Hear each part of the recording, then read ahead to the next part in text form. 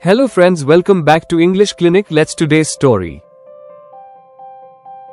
A rainy day, Surprise Arav and Meera were best friends.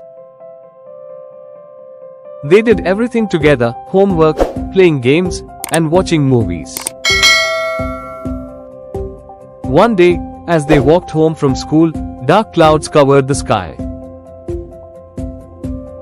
"It looks like rain," Meera said. Arav smiled.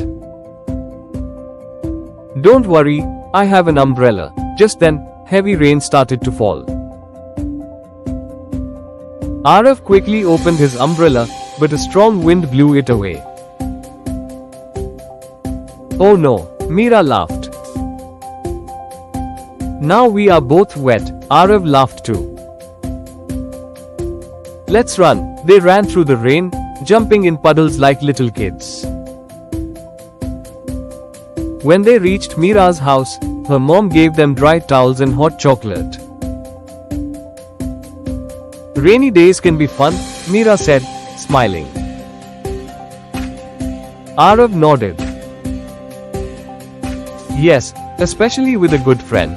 And at that moment, they both knew, no matter what, they would always be there for each other.